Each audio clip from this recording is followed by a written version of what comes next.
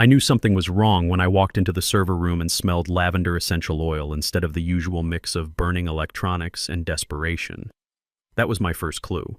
The second was seeing my whiteboard, where I normally mapped out security protocols, covered in Chloe's vision board complete with magazine cutouts of yoga retreats, baby alpacas, and some quote about manifesting digital abundance. I've been at this for 18 years. I've restored classified systems with nothing but a paperclip and Marine Corps stubbornness. I've watched grown men cry during security breach meetings. But this was an omen. My name's Dustin Walsh. I'm 49, divorced, supporting 2 college kids. Sarah's a sophomore at Colorado State, Jake's a freshman at CU Boulder, and I smoke exactly 1 cigarette a year on Veterans Day next to the backup generator I personally rebuilt during that power grid failure in 21. I don't do office politics. I don't do motivational speeches. I just keep 13 defense data centers from going dark and taking national security with them. For 3 years, I've been the duct tape and digital prayers holding Apex defense systems together. And for 3 years, I've been invisible, until Golden Boy showed up. Preston Whitfield, 32, MBA from some fancy school, more trust fund than technical knowledge, son of the CEO, wearer of $1,000 sneakers, and proud speaker of phrases like synergizing our cyber defense paradigm. He strutted into headquarters on a Monday morning like he just invented computers, brought his influencer girlfriend Chloe too. She introduced herself with, "I'm really into digital wellness and mindful leadership," which I'm pretty sure means she's allergic to actual work. The moment Preston was appointed VP of Operations, I knew my deployment was ending. The whispers started immediately. He's bringing fresh energy. She's got a real eye for modern security. Dustin's too. Analog. Analog. I once rebuilt our routing firmware using a Raspberry Pi and 6 hours of Red Bull-fueled focus. But yeah, let's trust the woman who thinks RAID is something you spray for bugs. The worst part? The meetings I used to attend. I used to be the quiet professional in the corner, competent, reliable, caffeinated. Now I wasn't even invited. My security clearance mysteriously got under review. My tickets got reassigned to contractors who didn't know a firewall from a garden fence. Chloe started holding mindful workflow alignment sessions in my old office, burning sage over the backup tapes like she was cleansing evil spirits. And still, I held the line. When Preston asked me for a security assessment, I gave him a 52-page operational risk report with color-coded threat maps, vendor contract timelines, and a red-flagged section labeled critical. Do not grant unauthorized access to classified systems. He replied with a thumbs-up emoji and a Slack message that said, "Thanks, bro. Looks thorough." By the way, if you've made it this far, without clicking away, maybe consider hitting that subscribe button. Not just for me, but for every IT veteran eating lunch alone in the server room while keeping America's digital backbone running.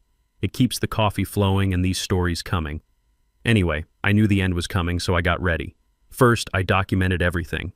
I'm talking full network maps, security protocols, emergency procedures. I encrypted backups, flagged expiring contracts, printed hard copies of every vendor agreement, and uploaded my resignation letter to 3 separate secure drives. Not because I wanted to use it, but because I knew someone would force my hand. Then I did something Preston would never understand. I created a fail-safe. Not sabotage. That would violate everything I swore to protect. Just a protocol. A system that recognized me as the architect. A system that, if misused, would slowly revoke access, degrade functionality, and trigger alert chains to vendors, legal, and eventually the board.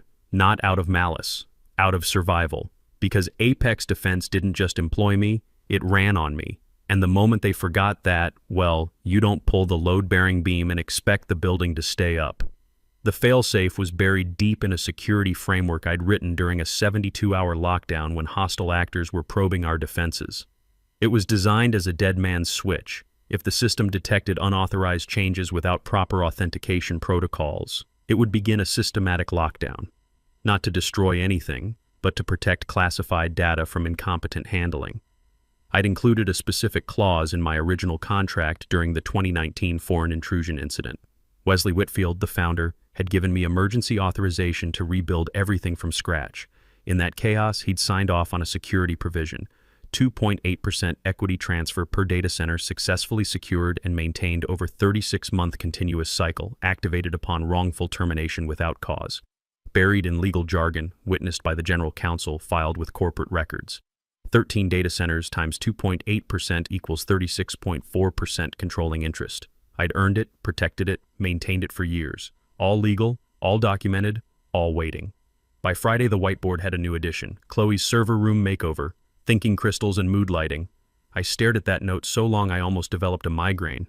I saved my final security report, made a local backup, and wrote one sentence at the bottom. If I'm not here Monday, semper fi. I didn't think I'd need it. I was wrong. Monday, 11:15 a.m. I was deep in a ticket about suspicious network activity, tracking potential intrusion attempts like following enemy movement, when I got the ping. "Hey Dustin, can you swing by my office for a quick sync?" That smiley face was the corporate equivalent of incoming artillery. I stared at the message, considered faking a security emergency, then sighed, saved my work, and headed down the hall toward the glass office Preston called his innovation hub. The rest of us called it the fishbowl. He didn't look up when I walked in, just kept tapping his phone, smirking. Chloe was perched on the conference table like a discount Bond villain, sipping something green from a mason jar. She gave me a little wave and said, "Hey there, Dustin. Love the flannel." I hadn't spoken more than 3 words to her since she'd optimized our security documentation by deleting everything and replacing it with PowerPoint slides full of stock photos. "Take a seat," Preston said, gesturing vaguely without making eye contact. I didn't. He finally looked up, grinning like someone who just discovered his trust fund had a trust fund. So, after a lot of strategic thinking and forward-looking analysis, he began. The buzzwords were oozing out of him. "We've decided to restructure operations a bit. Chloe's got a real vision for this stuff, and we think her approach aligns more with where Apex is heading. Your methods are, well, legacy. Legacy. Like my experience came with cobwebs and a musty smell." I kept my voice flat. "She's not even cleared for basic access." Chloe blinked. "Clearance? That's like a reward program, right?" Preston laughed. "It's not really about paperwork anymore, Dustin. It's about energy, and her energy is exactly what we need." For a second, I didn't say anything. The numbness crept in slow and cold like hypothermia. I'd predicted this, prepared for it, but hearing him say it so casually, like I was outdated equipment he was junking, made my jaw clench. He kept going. "Anyway, today's your last day. Effective immediately. No hard feelings, right? No hard feelings." I looked at Chloe. She was scrolling through her phone, probably planning her next digital wellness in the workplace TikTok. I turned back to Preston. "You have no idea what you've just done," I said quietly. He smiled wider, clearly thinking I was bluffing. "Come on, Dustin. Don't make this awkward." I reached into my back pocket, pulled out my badge, and laid it on his desk like placing a flag on a coffin. Gentle, no drama, no raised voice. 45 minutes, I said. He frowned. "What? You have 45 minutes before everything goes dark. Tell your father I said good luck." Chloe snorted. "Wait, is that like metaphorical?" I didn't answer. I just turned and walked out. The office felt different. Not heavier, lighter, like cutting dead weight. HR tried to intercept me on the way out. Some kid offered me a packet labeled transition resources. I took it without breaking stride and dropped it in the trash by the elevator. Back at my desk, I unplugged my personal tablet, slipped it into my bag. I didn't delete anything because nothing needed deleting. Every warning I'd given them was documented. Every alert I'd configured was armed. Every fuse was lit. By the time I hit the lobby, I was already getting texts. One from Tessa in payroll. "Can't access anything. Did you change permissions?" One from our European data center. "Vendor contract showing as voided. What's happening?" Then a Slack from Preston himself. "Weird error on the admin dashboard. You still around?" I turned off notifications. In the parking lot, I climbed into my Silverado, exhaled, and finally let my hands shake. Not from fear, from controlled rage. They thought they were replacing me with crystals and good vibes. They forgot I built the system they were standing on, and I'd just removed the manual.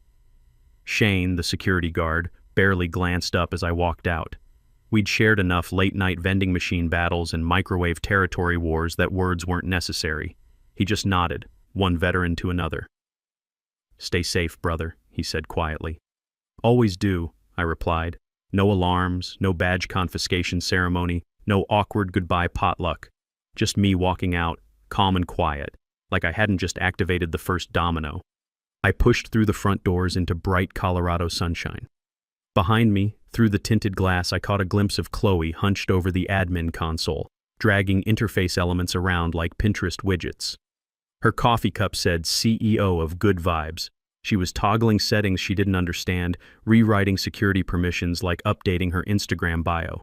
Somewhere deep in that network infrastructure, the system had just logged its first unauthorized change under her credentials. The countdown had begun. I didn't drive away immediately, just stood there breathing mountain air, the kind of deep breath that lives between relief and anticipation. I was technically unemployed, but functionally free. And I wasn't done, not by a long shot. My phone buzzed. Text from Garrett, our third-party backup vendor. They just revoked the primary license. That triggers in 6 hours. You still there?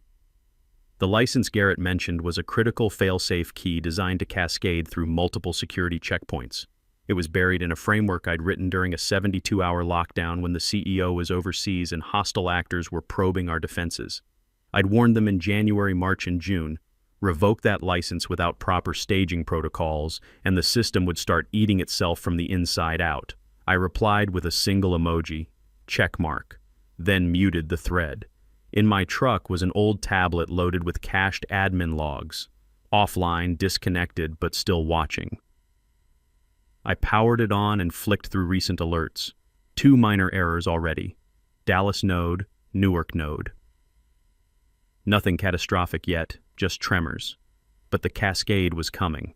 Preston, meanwhile, was lighting up Slack like a victory parade. Screenshots were floating around of his message to the leadership channel. Cleaning house. Out with old school tech debt. In with new blood. Let's go. Someone responded with a fire emoji. Bro, he was like the system whisperer. Preston replied, Nah, he was just stuck in the past. We've got Chloe now. Streamlined, intuitive, scalable. I almost laughed. This man thought throwing jargon at failing infrastructure was strategy.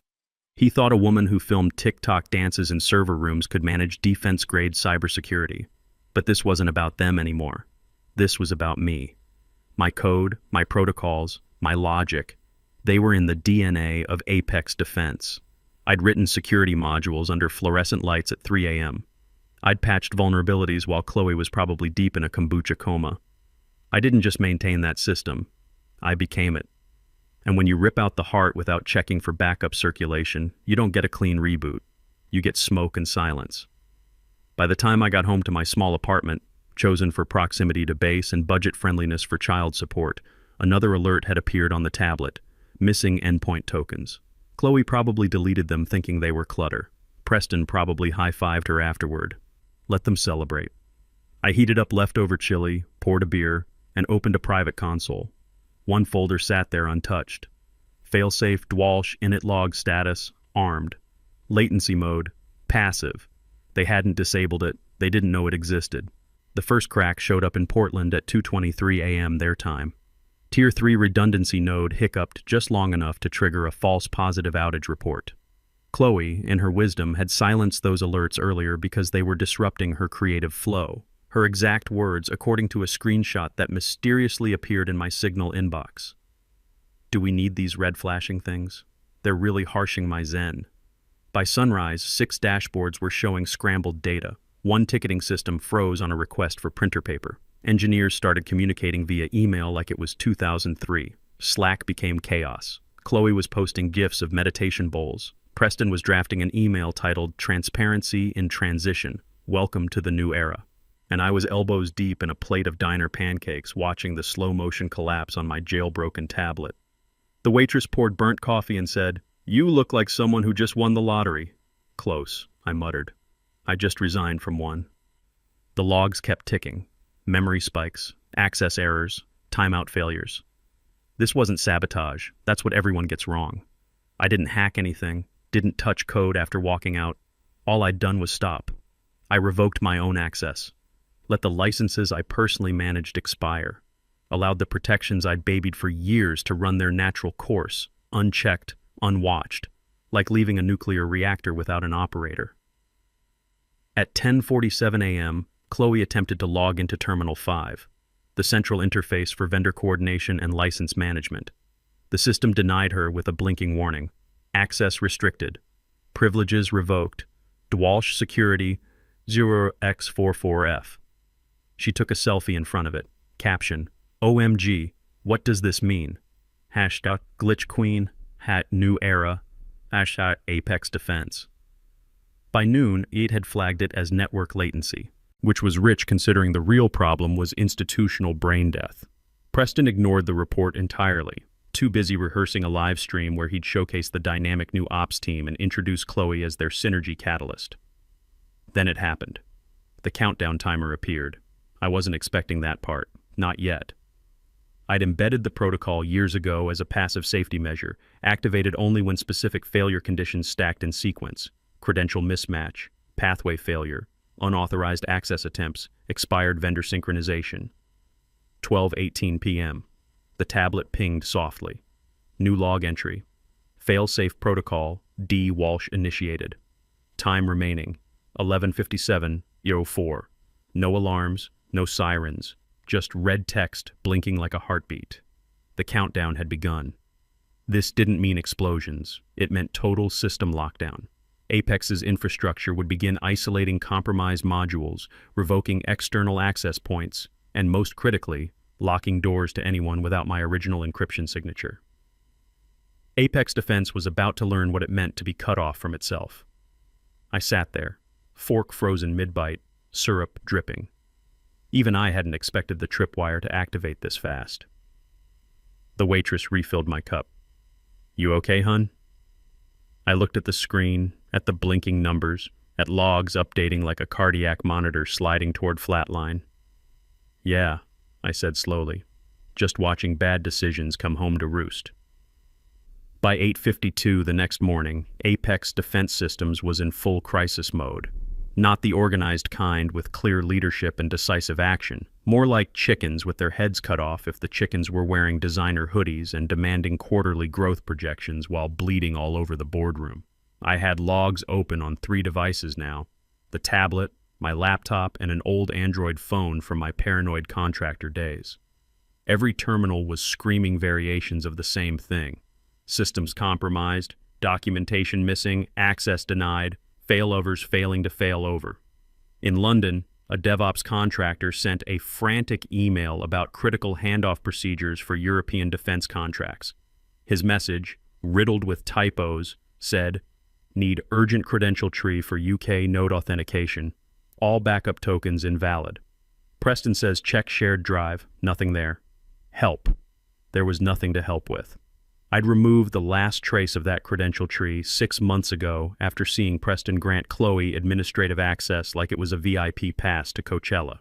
Meanwhile, at headquarters, Preston stood in the middle of the operations floor like a general who'd lost his map, insisting that a full system refresh would solve everything.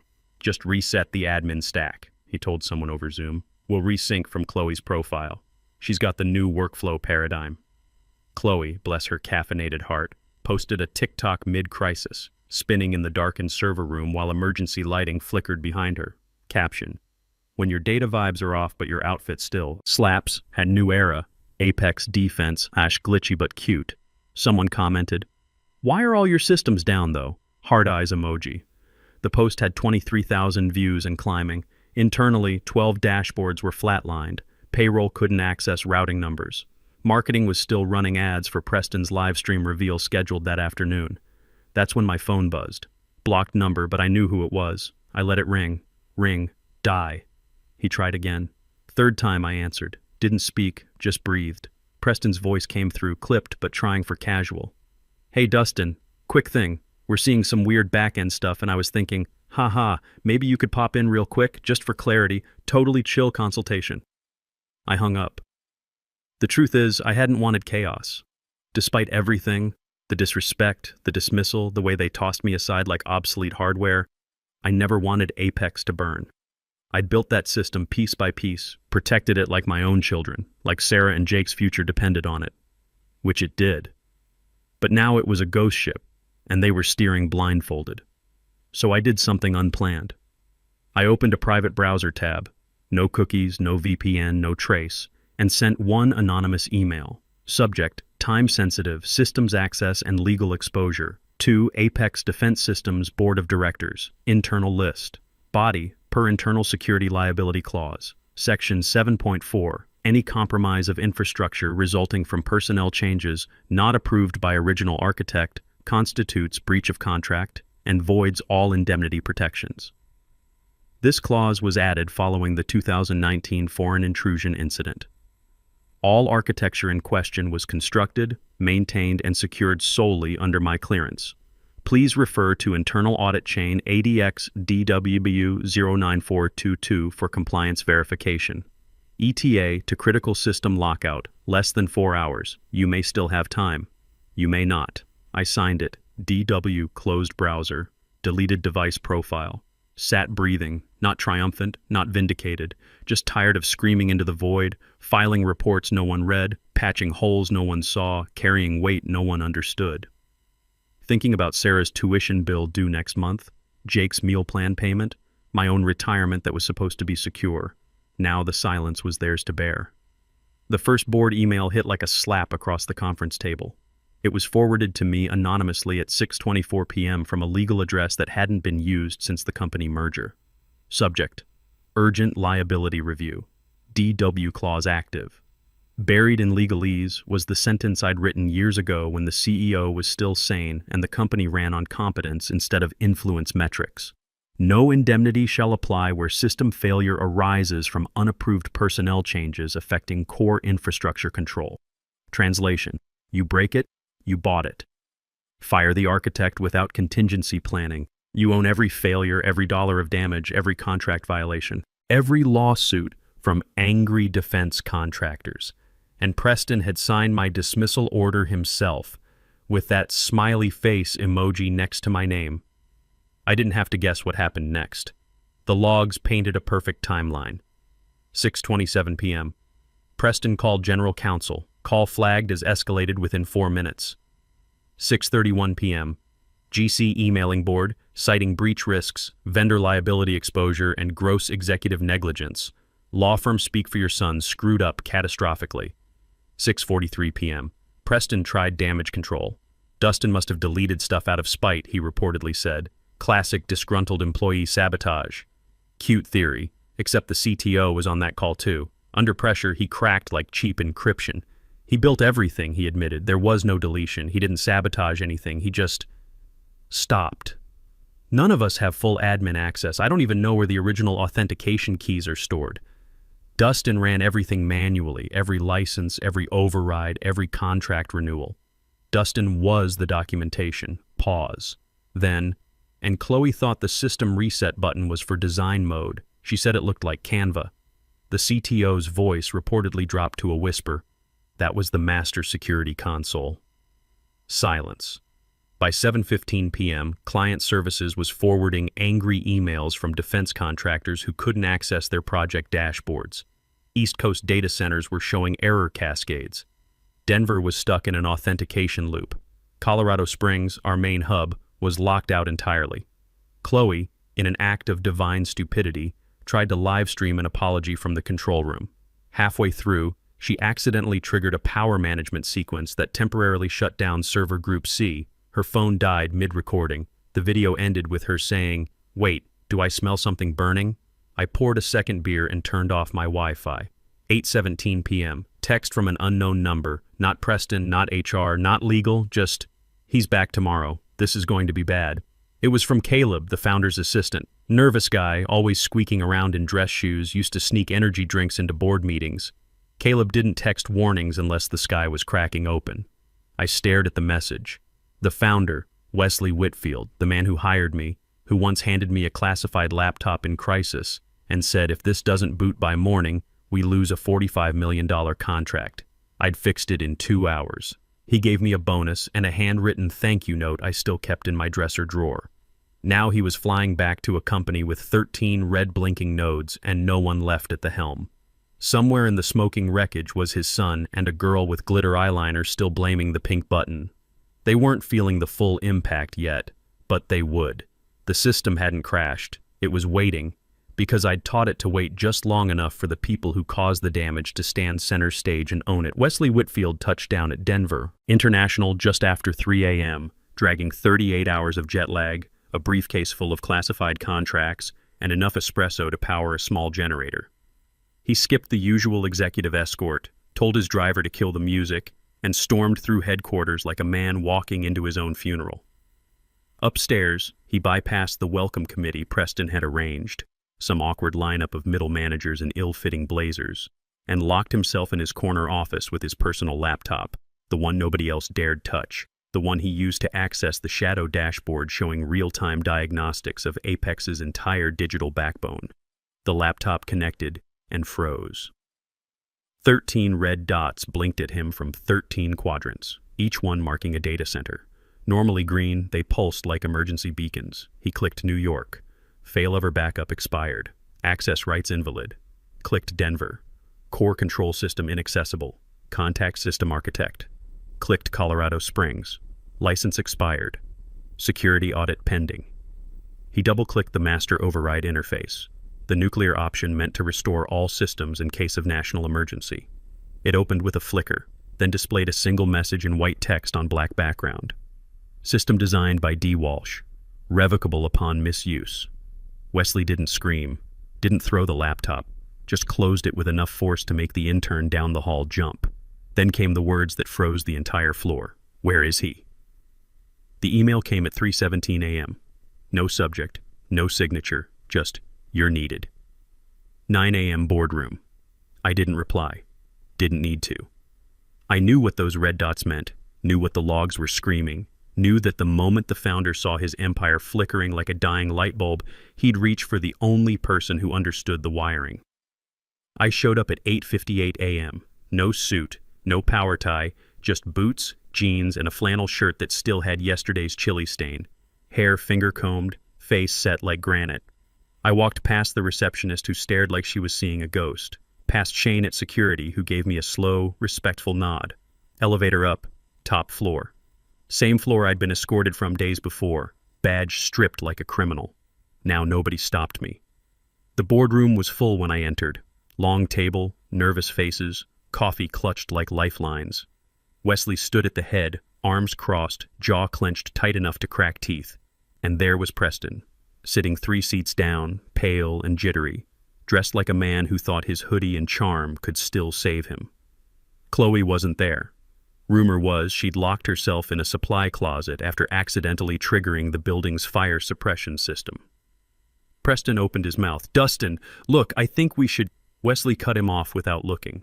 Sit down, Preston, don't speak. The room went arctic. I stepped to the head of the table opposite the founder. No dramatics, no speeches. I pulled my tablet from my bag, the same outdated device they'd all dismissed. Opened a terminal window. Entered 4 characters. My original access code. On the wall display behind me, 13 red dots blinked once, then turned green. One by one, like lights in a dark city coming back to life. Silence except for Wesley exhaling. He sank into the nearest chair, shoulders suddenly carrying decades. You never sabotaged it, he said, almost to himself. No, sir, I replied. I just removed myself. He nodded slowly. And you waited. I shrugged. Protocols run their course. Then came the moment. Wesley turned toward his son. Not angry, not loud, just done. You're not VP anymore. But Dad, you're done. He said it like closing a browser tab. Final click. Goodbye. Preston slumped like someone had unplugged his ego. I didn't smile, didn't gloat, just tapped the tablet once more and locked the screen. Everything's stable, I said, but I recommend auditing vendor contracts. Your consultant invalidated half of them trying to optimize the interface with emoji stickers. Wesley rubbed his temples. Sweet, merciful. Someone muttered she thought AWS was a clothing brand. Nobody laughed. I stood up. Anything else, sir? Wesley didn't answer immediately, just looked at me like a man watching the last functional part of his company consider walking away again. Finally, stay. We'll restructure everything around you, officially, permanently. I reached into my bag one final time. Not the tablet, just a single sheet of paper, crisp and official. I slid it across the polished table. Wesley glanced down, squinting, his brow furrowed as he read the fine print. "This is your original contract," he said slowly. "Addendum 12, I replied. "From the 2019 incident. Emergency authorization clause, 2.8% equity transfer per data center, successfully secured and maintained over 36-month continuous cycle, activated upon wrongful termination without cause." His eyes widened as he did the math. 13 centers times 2.8%. 36.4% controlling interest, I finished. All documented, all legal, all mine. The room went silent except for Preston making a strangled sound. I looked at him one final time. "Your girlfriend's sweet. She'd do great in retail." Wesley stared at the contract like it was written in ancient hieroglyphics, then looked up at me with something approaching reverence. "Mr. Walsh," he said quietly, "welcome to the executive board." I picked up my tablet, headed for the door. No escort needed this time. Outside, Chloe stood by her white Tesla, mascara running like a broken Instagram filter. Preston paced beside her, shouting into his phone, "Just get me someone who knows what they're doing. She can't just own everything." But I could. And I did. A company SUV pulled up, mine now. I slid on my sunglasses and got in. As we drove away, I didn't look back. All 13 data centers were green again. Sarah's tuition was secure. Jake's meal plan was covered. All lights on except theirs. Thanks for sticking around, folks. Hit that subscribe if this resonated. Unless you're my old boss, then you're on your own. Semper Fi.